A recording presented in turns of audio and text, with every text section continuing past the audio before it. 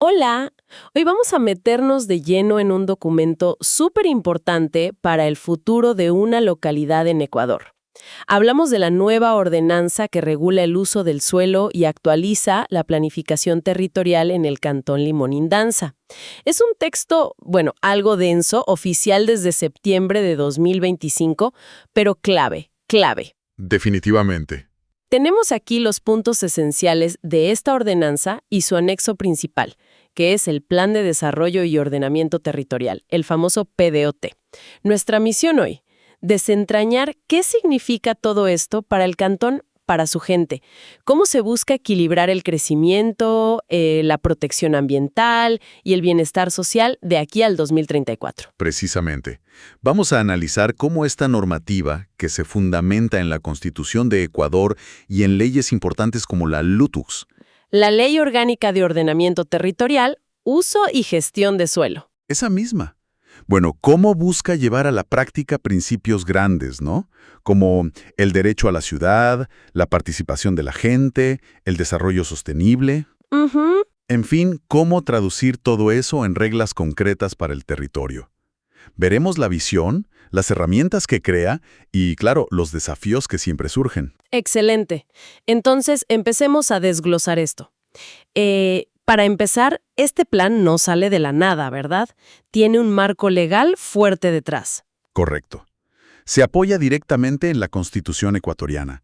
La Constitución ya exige planificar el territorio, asegurar que la gente participe y proteger el patrimonio, tanto natural como cultural. Claro. Y a nivel local se conecta con dos instrumentos clave. Primero, el PDOT, que es esa hoja de ruta estratégica a largo plazo, con visión hasta 2034. Y segundo, el Plan de Uso y Gestión del Suelo, el PUX. Ahí es donde están las reglas más, digamos, del día a día, sobre qué se puede hacer y dónde. El PUX. Sí, Plan de Uso y Gestión del Suelo. Y además se prevé crear planes complementarios para aterrizar acciones más específicas más adelante. Ok. El PDOT dice que busca un desarrollo integral y sustentable. Suena bien, pero ambicioso.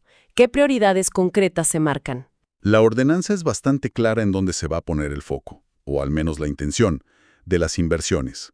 Se prioriza, 1, la reducción de riesgos. Esto es muy importante según el diagnóstico que trae el propio plan, y ya veremos por qué. 2, mejorar y ampliar la infraestructura y los servicios básicos. 3, la protección ambiental. 4, regenerar zonas urbanas que estén, digamos, deterioradas. Y 5, mejorar la movilidad, cómo se mueve la gente dentro del cantón. Y esa visión a más largo plazo, ¿cómo se imaginan a Limoníndanza para el 2036? Pues la visión que pintan es la de un cantón innovador que use sus recursos de forma sostenible, seguro para quienes viven ahí, con infraestructura moderna de calidad. También se busca un acceso más justo, más equitativo a los derechos básicos para todos. Y algo muy práctico y necesario, contar con un sistema de información geográfica, digamos, un mapa digital inteligente siempre actualizado para poder planificar bien. Muy bien. Aquí entramos ya en el meollo, ¿no? La organización del espacio físico. ¿Cómo divide el territorio esta nueva normativa? Porque aquí deben estar las reglas clave del juego. Así es, la clasificación del suelo es la base de todo. La ordenanza, siguiendo lo que marca el PUX, divide el cantón en dos grandes categorías, suelo urbano y suelo rural. Urbano y rural. Ok. Pero lo interesante, lo que realmente define las cosas, es cómo se subdivide cada una de estas categorías. A ver, cuéntanos esas subdivisiones. ¿Qué significan en la práctica? Mira, dentro del suelo urbano hay 3 tipos. Primero, el consolidado. Esas son las áreas que ya tienen todo, calles, servicios, infraestructura. Básicamente, la ciudad que ya existe. Lo ya construido. Exacto. Luego, el no consolidado. Son zonas con potencial para crecer, donde se espera que la ciudad se desarrolle en el futuro. Y finalmente, el suelo urbano de protección. Este identifica áreas sensibles dentro de la trama urbana que necesitan un cuidado especial. Pueden ser quebradas, zonas verdes importantes, ese tipo de cosas. Entiendo. ¿Y por qué es tan vital esta distinción? Porque orienta todo. Te dice dónde se puede densificar, o sea, construir más, y dónde hay que tener más cuidado, dónde no se puede tocar mucho. Por ejemplo, el plan muestra que General Plaza, la cabecera cantonal, tiene la mayor parte de suelo consolidado. Eso te indica que ahí el desarrollo urbano ya está más maduro. entendido para lo urbano. ¿Y el suelo rural? Me imagino que también tiene sus categorías, no será todo igual. Exacto. El suelo rural también se divide, principalmente en tres. Está el rural de producción, que es el destinado a actividades como la agricultura, la ganadería, lo agropecuario en general. Luego, tienes el rural de expansión urbana. Estas son las áreas que están pegaditas a lo urbano y que se reservan de forma planificada para cuando la ciudad necesite crecer más adelante. Una reserva para el futuro. Correcto. Y muy importante, el suelo rural de protección. Aquí entran zonas con características naturales valiosas, ecosistemas frágiles, fuentes de agua o áreas donde hay riesgos naturales altos, como deslizamientos. ¿Y la clave de este suelo rural de protección es? La clave es que ahí, las posibilidades de construir o de dividir terrenos son mínimas, muy restringidas. Se busca proteger esos valores a toda costa. O sea, una clasificación bien detallada para intentar guiar el desarrollo. Ahora, una vez que sabemos si un terreno es, por ejemplo, urbano consolidado o rural de producción, ¿cómo se decide qué tipo de actividad específica se puede hacer ahí? Para eso están los usos de suelo. Hay unos usos generales que definen la vocación principal de zonas grandes, si son más bien residenciales, comerciales, industriales, agropecuarias, de conservación, etc. Pero la planificación baja más al detalle con los llamados polígonos de intervención territorial, los PIT. Polígonos de intervención territorial. Suena técnico, pero parece ser la pieza clave para la gestión del día a día, ¿no? Lo es totalmente. Imagina que son como las fichas de un rompecabezas que cubren todo el cantón.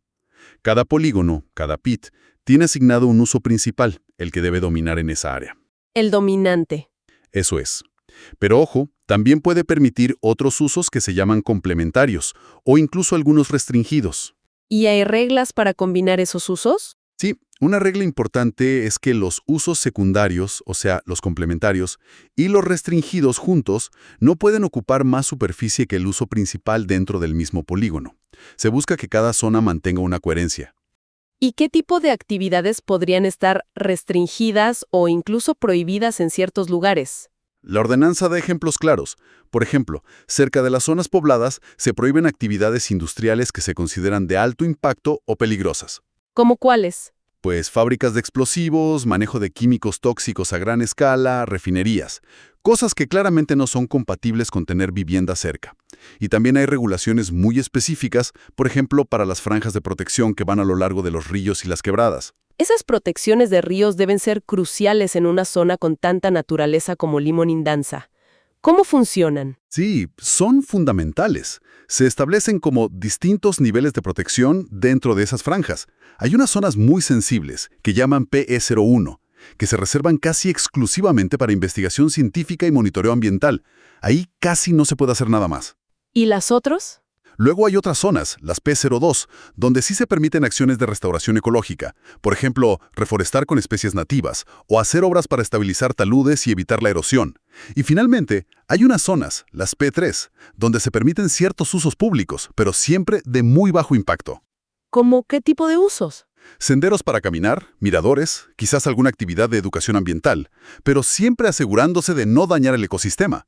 Es un intento de equilibrar la protección estricta con que la gente pueda disfrutar y usar esos espacios de forma sostenible. Ok, entonces el plan define dónde se pueden hacer las cosas y qué tipo de actividad. Pero, ¿qué hay de las reglas para construir?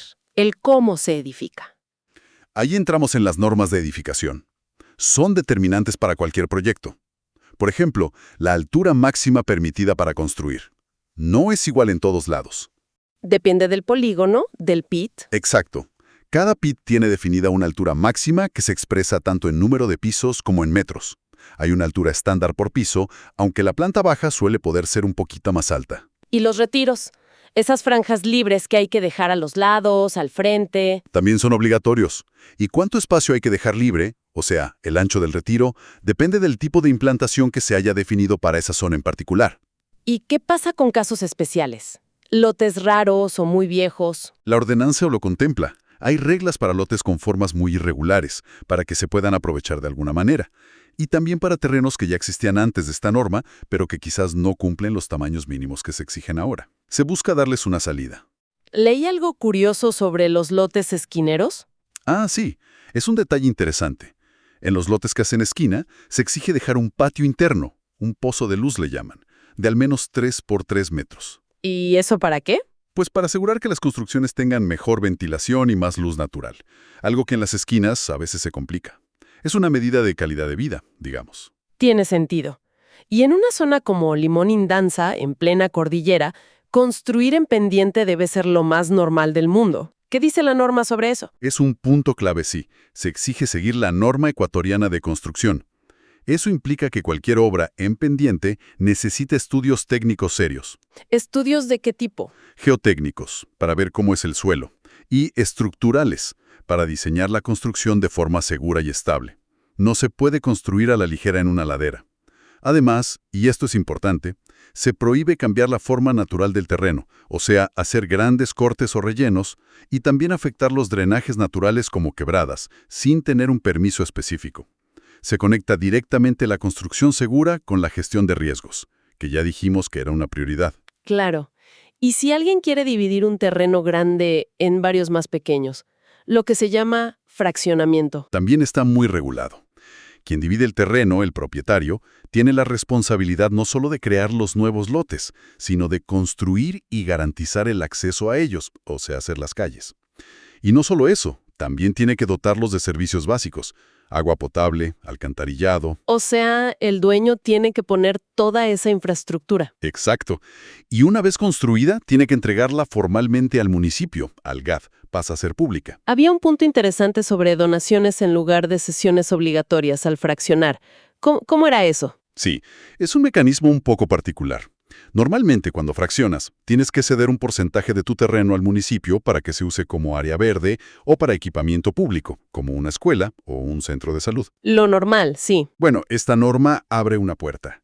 En casos específicos, podrías no hacer esa cesión obligatoria si, a cambio, donas una porción de terreno para un proyecto concreto que el GAD haya declarado de utilidad pública y que necesite ese espacio. Ah, interesante.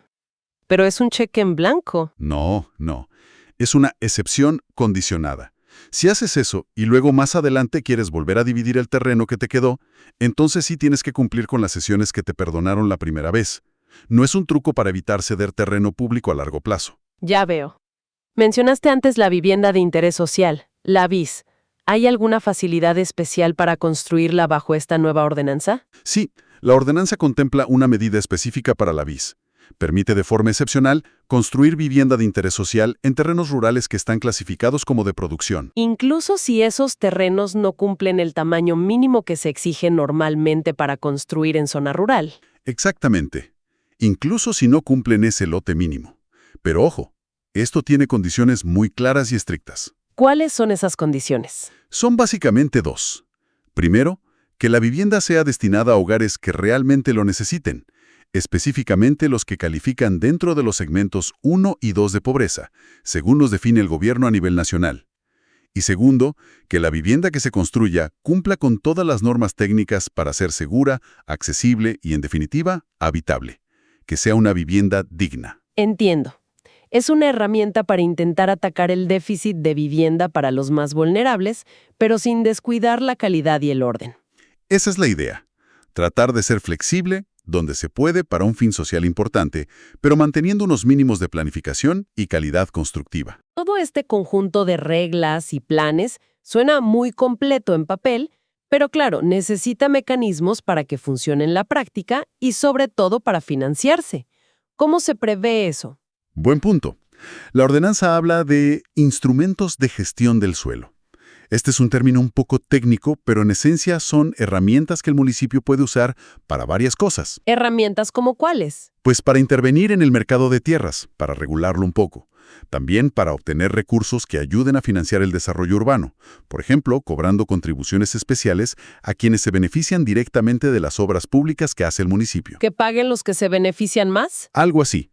Y también, estas herramientas buscan ayudar a gestionar y tratar de regularizar los asentamientos informales que puedan existir. ¿Y ya están definidos esos instrumentos? La norma los menciona, pero indica que la forma exacta de aplicarlos, los detalles, se definirán en planes más específicos en el futuro. Es como dejar la puerta abierta para usarlos cuando sea necesario y se tenga más claro cómo. Y un tema que en Ecuador siempre es fundamental: La participación ciudadana. Con tanta regulación, ¿cómo se asegura que la voz de la gente se escuche en todo este proceso? Es un principio clave, sí. Y la ley ecuatoriana ya obliga a que los consejos de planificación de los GATS, de los municipios, garanticen esa participación. Y en el caso de Limón Indanza, el propio Plan de Desarrollo Territorial, el PDOT, detalla cómo se conforma este Consejo de Planificación Local. ¿Y quiénes participan en ese consejo, representando a la comunidad? ¿Se sabe? Sí, y lo interesante es la diversidad que busca. El plan menciona explícitamente que forman parte representantes de organizaciones indígenas, como las asociaciones Shuar, que tienen una presencia importante en la zona. Pero también representantes de personas con discapacidad, de gremios de productores, agricultores, ganaderos, de jubilados, de clubes deportivos. Vaya, bastante amplio. Y sigue. Representantes de los barrios urbanos, de las comunidades rurales, de cooperativas de transporte, de cooperativas de ahorro y crédito. La lista es larga. O sea, la idea es que muchos sectores distintos tengan una silla en la mesa donde se discute la planificación. Exacto. Que las distintas realidades e intereses del cantón tengan un espacio formal para opinar, para influir en la planificación y, muy importante, también en su seguimiento, en ver si se cumple o no. Para entender mejor por qué se proponen todas estas reglas, el plan viene con un diagnóstico, una radiografía de cómo está Limón Indanza hoy. ¿Qué realidades importantes revela ese diagnóstico? Revela varias cosas que, la verdad, ayudan mucho a entender el contexto y los desafíos que enfrenta el cantón. Por ejemplo, en demografía, confirma una tendencia que es preocupante. ¿Cuál? Que la población del cantón está disminuyendo. Y sobre todo, se está yendo la gente joven. Además, una proporción muy grande de los habitantes, más de la mitad, vive de forma dispersa en el área rural. Más de la mitad en el campo disperso. Eso debe ser un reto enorme para llevar servicios. Gigante. Plantea preguntas muy serias sobre cómo llevar desarrollo, servicios, oportunidades a esas zonas y cómo evitar que se sigan vaciando. ¿Y la economía local? ¿De qué vive Limón Indanza según este diagnóstico? La base sigue siendo fuertemente agropecuaria. Destaca la ganadería, tanto bovina como porcina. Hay algunas iniciativas locales interesantes de procesamiento de alimentos, como Lácteos Oriental o Cárnicos San Rafael, que le dan un valor agregado. El turismo también se menciona como algo emergente. Tienen recursos naturales y culturales atractivos, petroglifos, sitios arqueológicos que están registrados en el Sistema Nacional de Patrimonio, el SIPIE. Y la minería es una zona donde se habla mucho de eso. Inevitablemente, el diagnóstico lo menciona como un factor económico real y presente. Habla de concesiones mineras activas importantes, nombrando específicamente a la empresa Lowell Mineral Exploration. Es una realidad económica del cantón. Me imagino que el diagnóstico también refleja problemas sociales, ¿no? Efectivamente, muestra niveles elevados de pobreza, si la medimos por necesidades básicas insatisfechas, el NBI. ¿Qué es el NBI para recordarlo? Es un indicador que mira carencias básicas, en vivienda, acceso a servicios, nivel educativo y capacidad económica. Y resulta que estos niveles de NBI son especialmente altos en algunas parroquias rurales como San Antonio. Hay una brecha social importante ahí. Y también recoge algo sobre seguridad. Hay una percepción de inseguridad ciudadana. Y la gente, según encuestas que hizo el Consejo de Seguridad Local, la relaciona con factores como el consumo de alcohol y drogas, pero también con la presencia de minería ilegal. Factores complejos. ¿Y cómo está el cantón en Fierros? O sea, infraestructura, servicios básicos. Aquí el diagnóstico señala, brechas significativas. Hay problemas con las carreteras, sobre todo para conectar bien las zonas urbanas con las rurales más alejadas. Los sistemas de agua potable y alcantarillado, según las evaluaciones técnicas que se incluyen en el plan, tienen problemas de funcionamiento, de cobertura. No llegan a todos o no funcionan bien siempre. ¿Y la conexión digital? Hoy en día es casi un servicio básico más. Totalmente. Y ahí también hay una brecha. Aunque existen varios proveedores de Internet en el cantón, la señal de telefonía celular, por ejemplo, todavía no llega bien a muchas de las comunidades rurales más lejanas. Hay zonas desconectadas digitalmente. Claro. Y un cantón en esa geografía, en plena montaña, debe tener muy presente el tema ambiental y los riesgos naturales. Sin duda. El diagnóstico lo confirma. Identifica zonas que son vulnerables a riesgos como deslizamientos de tierra, algo muy común en la zona andina, y también a inundaciones en las partes bajas.